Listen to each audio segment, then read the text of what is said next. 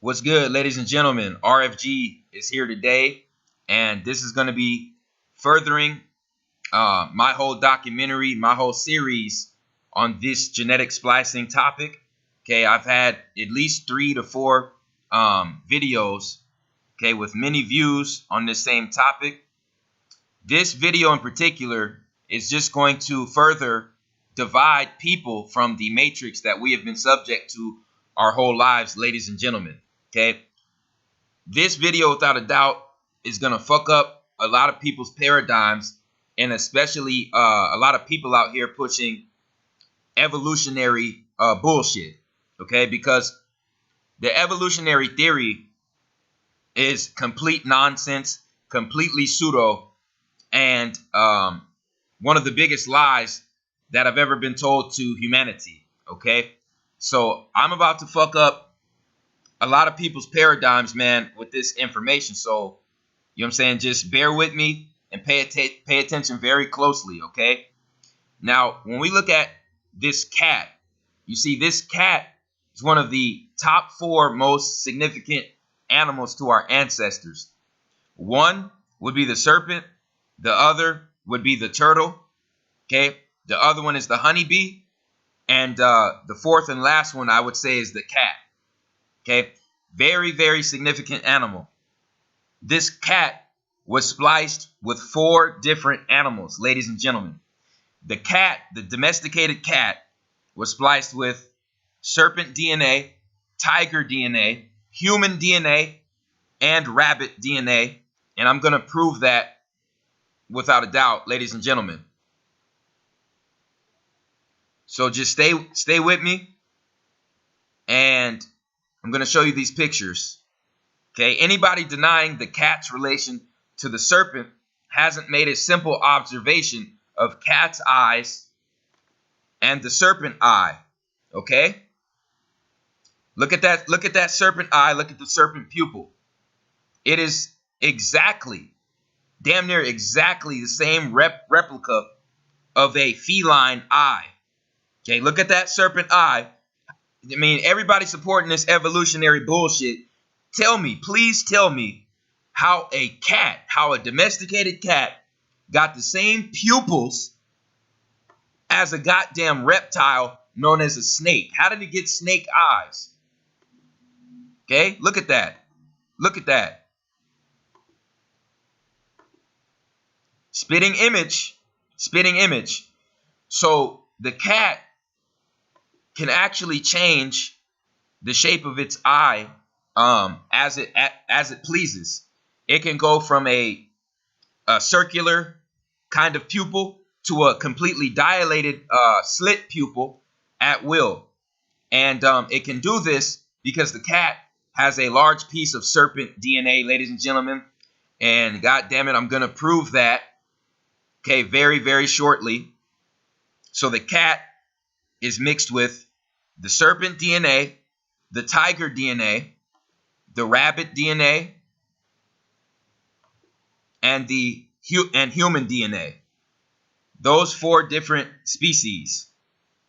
If you don't believe the cat is related, okay, to the rabbit, just look up this animal right here. Look up the cat-rabbit hybrids. Okay, cats and rabbits can breed, ladies and gentlemen. Cats and rabbits can breed and make babies. So there goes your documented forensic proof. Okay? Everybody supporting this evolutionary theory, your paradigm is done. Your paradigm is fucking done. The cat is closely related to the rabbit. They can both produce offspring. Here you see a cat with the back legs of a fucking rabbit. Okay? This is what the government doesn't want us to know. Also, ladies and gentlemen, the cat, okay, the cat and the serpent have the same voice box, and they have a mechanism, they have a gland in their throat, in their voice box, and it's called the glottis. It's called the glottis, Glottis. Okay? Just do your research on that, and you can see exactly what I'm talking about. the domesticated cat and the serpent, they both hiss. They both hiss because they both have a glottis inside of their throat, the same exact glottis. Okay, so we're about to play this video clip basically proving this information. So we're going to hear what the cat glottis sounds like, compare that to the serpent glottis. Okay, so we heard that. Now we're going to compare that to the serpent hiss. There you go. The same exact hissing noise, ladies and gentlemen. You can see him swelling his, taking the air inside, and body gets all swollen. And then he releases it. Yep, and you can tell it's making that noise when the air is going in and out of the glottis. So when we play this back again, and we look at the cat's hissing noise. Okay, the cat's glottis basically makes the exact same noise here. Okay, we're gonna play that.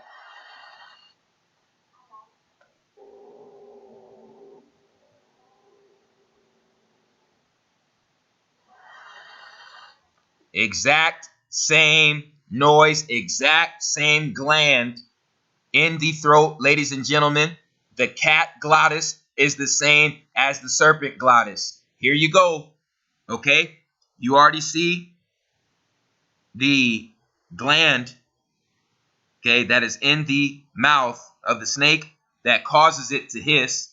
There's the glottis. Also, show you the diagram of the cat. Okay, this is a cat throat that has been dissected, and right there in the middle, you see the glottis. You see the damn glottis, people. The cat hiss is the same as the serpent hiss. The cat eye is the same as the serpent eye. Okay, both of those species are related.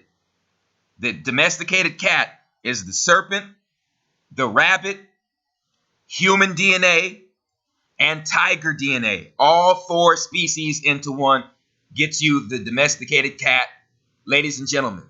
Okay? So that is some very profound information, because anything domesticated, like I said, is not natural, ladies and gentlemen. Anything domesticated is not natural. So to domesticate an animal, you have to give it a small portion of human DNA to humanize it. You see what I'm saying? It's not a game, people. So this next animal I'm going to break down is going to be this domesticated goat. Okay? It's going to be this domesticated goat here. Now, when we look at this domesticated goat and we look at its eyes, ladies and gentlemen, the goat has the same exact eyes, okay? The goat has the same exact eyes as the octopus, ladies and gentlemen, okay? The goat has the same eyes as an octopus. So right here we can see the pictures, compare and contrast. There's the octopus eye, and there's the goat eye. You can see that right here. Look at that. How in the hell, all you evolutionary pseudo idiots, all those idiots pushing evolutionary theory, anybody trying to bash genetic splicing, you're gonna have to explain to me how in the fuck a domesticated goat inherited the same eyes as a fucking octopus. You're gonna have to explain that to me. Okay, because the only way I can describe that, and the only way I can, you know what I'm saying, piece that together is through our ancestors' genetic splicing program on this planet. Okay, now I'm getting ready to blow a lot of people away with this information. Here is the connection between the goat and the octopus. You can easily connect these two animals when you realize that there existed, okay, a creature on this planet known as a sea goat. A sea goat, okay? And we all know that the sea goat was the original image of Capricorn. The original image of Capricorn was a sea goat.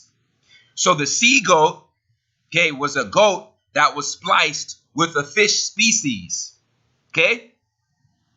It was a goat that was spliced with a fish species. Not only did this Capricorn animal exist, okay, there was also a humanoid-like octopus that existed on this planet, ladies and gentlemen. Okay? It's not a game. This is where you get your Ursula. This is where you get your Ursula and the Little Mermaid, that creature. And this is where you get your Davy Jones creature in Pirates of the Caribbean. These creatures actually existed, people. So when you splice the DNA of the octopus humanoid, and then you splice that, okay, with the original goat. Okay, when you splice that with the original goat.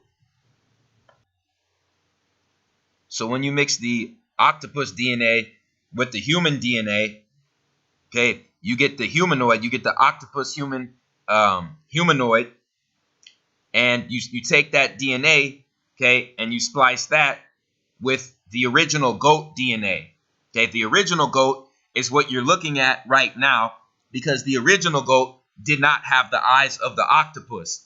The original goat had a much thicker neck, had a much buffer body, and had much larger, thicker horns. Okay, the original goat was spliced with a octopus-like humanoid.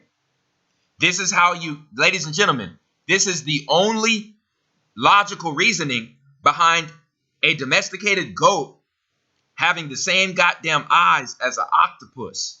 Okay, look at that. That's the only way you can describe that, people.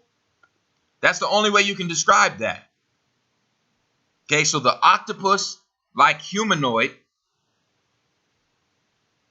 the octopus-like humanoid, that DNA was spliced with the original goat DNA. This is how you know the domesticated goat has human DNA as well. Last time I checked, humans can drink the goat's milk, okay, with no kind of harm done to them. That means that there has to be some form of recognition between the cells in a human body, okay, for goat's milk. That means the human cells in our body have to recognize the goat's milk as a piece of us in order for us to physically intake goat's milk. So right off the bat, that proves that domesticated goats have a piece of human DNA in them, ladies and gentlemen. Okay? So the goat, like I said, the domesticated goat is a mixture of the original species of deer mixed with horse DNA, mixed with octopus DNA, mixed with human DNA, and mixed with a piece of fish DNA, because the original goat was the sea goat. All life started in the sea. You see what I'm saying? With the sea turtle. All life on this planet, bipedal and quadrupedal animals, they all came from the turtle, and the original turtle was the sea turtle. Okay? So the original goat is the goddamn sea goat, which is the Capricorn. Okay?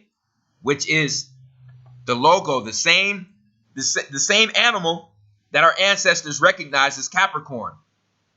So think very carefully, ladies and gentlemen.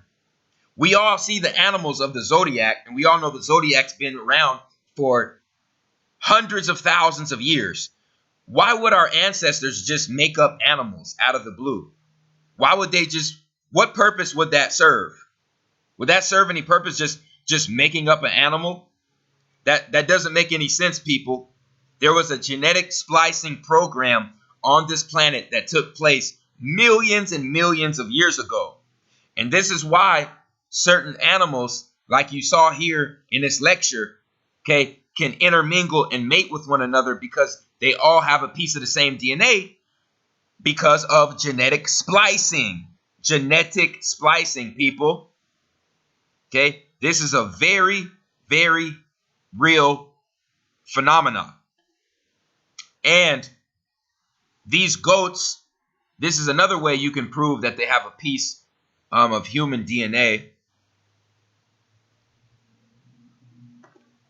Okay, that's a human goatee. But why in the hell does a goat, why do the original goats and even the domesticated ones, why do they have facial hair that grows in a goatee? And notice I said goatee.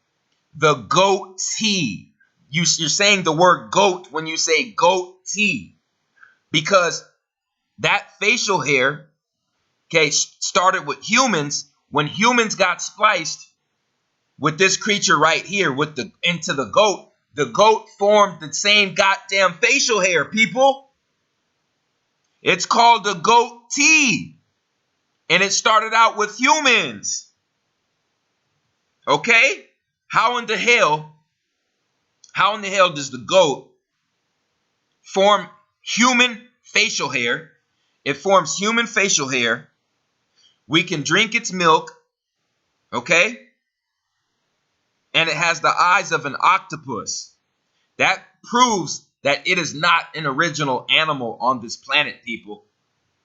It's not an original animal on this planet at all.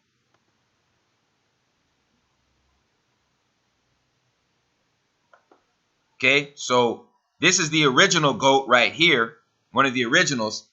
When you look at these two horns coming out of its head, ladies and gentlemen, the animal that this goat was spliced with does not come from this planet.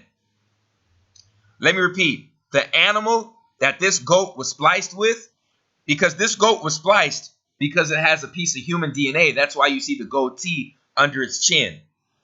But these horns on its head do not come from any other animal on this planet. If they do, please show me the animal. Somebody who's watching this video, please do the research and show the animal that this goat was spliced with. Because the only thing that I can think of that matches these goddamn horns on the goat's head, the only thing that matches this is a unicorn. Okay? And this is a real animal that you can look up and see for yourself. Okay? This is a Kurdish. This is the Kurdish man, probably somewhere in Turkey, went down and hunted a wild goat. But this goat right here was spliced with something that does not come from this earth, people, because no animal on this earth has these particular horns on their head.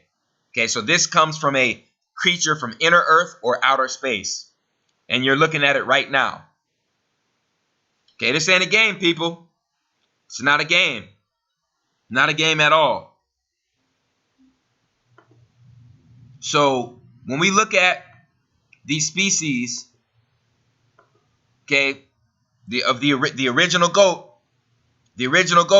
had a goatee, just like a human, was crossed between horse and deer. That's why it's bigger than the domesticated goat, and it has the horns of all different kinds of creatures like rams.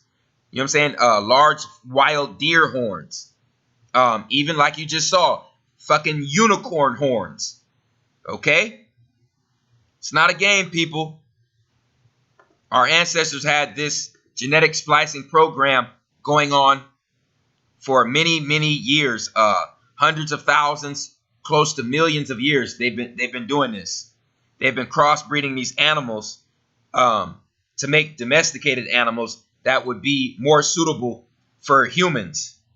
Okay, for humans to interact with. Okay, so once again, this domesticated goat you see on the right side of your screen, the domesticated goat is crossed with deer, horse, octopus, fish, and human DNA. That is 5 other animals responsible for creating this domesticated goat. And like I said, the original goat on the planet was the sea goat, which is the Capricorn, ladies and gentlemen. When you mix the human DNA with the octopus DNA, okay, when you mix the human DNA with the octopus DNA, like you see Davy Jones on the bottom right there, and you see Ursula, the Ursula character in The Little Mermaid, that creature was mixed with the goat DNA, with the domesticated goat DNA, to give the domesticated goat the eyes of an octopus. That octopus humanoid had to be mixed with the goat in order to give the goat these octopus eyes, people, and in order to make the goat's milk sustainable in a human body. Think about that. Think about that. And then it also gave the goat a goddamn goatee, just like a human. That's why they call it a goatee, people, because humans and goats have a piece of the same DNA. Like I said, there you see the goatee. There you see the goatee on the human. Mind-blowing information that completely destroys the evolutionary doctrine and shatters it to pieces. Okay? This is what I do for a living. This is what I came back on this planet for, to basically destroy the goddamn paradigm of the beast's false information on this planet, man. This is what I'm here for, man. Okay, so right here we see other species of this wild goat. This one right here was mixed with a ram. This was a goat that was spliced with ram DNA. That's how you get the goat with the ram horns. Right here. Wow. You know what I'm saying? You can't find any other creatures. You can find a creature on this planet with these ram horns, but you can't show me another creature on this planet with these two horns. Especially this one right here. Okay? You cannot find me another creature on this planet with these horns right here. You can't do it. You have to go to the unicorn, and the unicorn is an inner Earth, or you'd have to go outer space to another planet, ladies and gentlemen. So that basically sums up this video lecture I did. The only two animals I was covering was the domesticated cat and the domesticated goat. Okay, I already did the dog. I already did the pig. Okay, now the next animal I'm gonna do, as far as genetic splicing, I'm gonna touch on this domesticated cow in the next lecture I do on genetic splicing. So everybody stay tuned for that. I appreciate everyone who supports RFG and Atlantean movement. I wouldn't be anything without the subscribers. You know what I'm saying? Pushing my movement, supporting my movement, man. You know what I'm saying? We're all in this together. You know what I'm saying? I appreciate everyone who purchased the predictive programming DVD. If you haven't get that, go see that. Very, very profound information in that lecture as well. So, you know what I'm saying? Without further ado, I'm going to go ahead and end it, man. Appreciate everybody's support. Like, subscribe, share this video. It's the chosen one, man. I'm out.